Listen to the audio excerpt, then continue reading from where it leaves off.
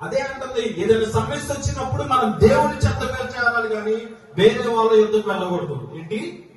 మన ఆత్మీయ జీవితంలో మనం తప్పిపోతూ ఉన్నాం, మన ప్రార్థనలో నుంచి తప్పిపోతూ ఉన్నాం, దేవుని సేవకులకు పరిచయం చేసే విషయంలో తగ్గిపోతూ ఉన్నాం, దేవుని సన్నిధిలో ప్రార్థన చేసే విషయంలో తగ్గిపోతూ ఉన్నాం.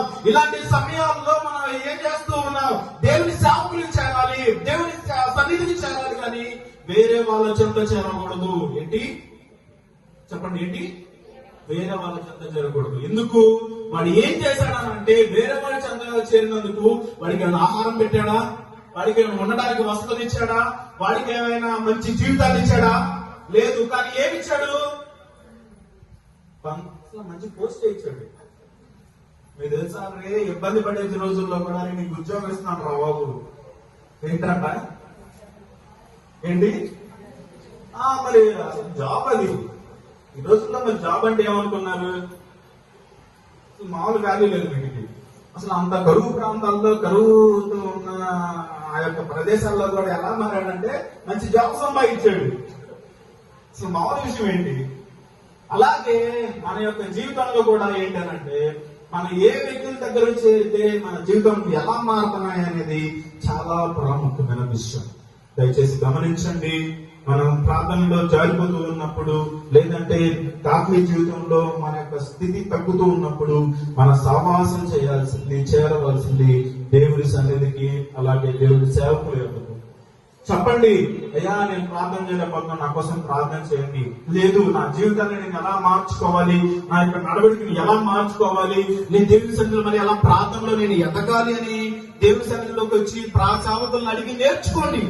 ఏం చేయాలి చెప్పమ్మా? నేర్చుకోవాలి. అలాగే ఈ యొక్క వ్యక్తి ఎలాగైతే ఒకరి చెంత చేరింది, ఎంత నష్టపోయాడో, ఒక ఆమె మాత్రం ఒక దగ్గర చేరింది. ఆమె గురించి కూడా మనం చదువుదాం. చేరవలసిన వాళ్ళ దగ్గర చేరితే పరిణామాలు ఎలా ఉంటాయి, చేరకూడని వ్యక్తి దగ్గర చేరితే మన యొక్క జీవితాలు ఎలా ఉంటాయి ఒకసారి చూడండి. రూతు గ్రంథం 1:1 చదవండి. 1వ అధ్యాయం 1వ వచనం.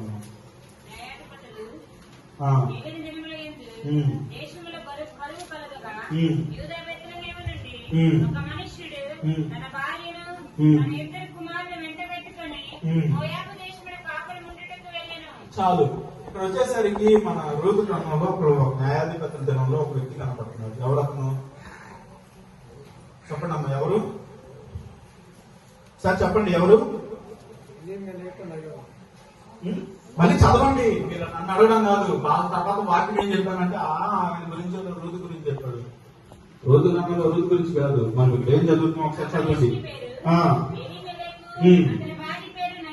చాలు. ఏంటంట?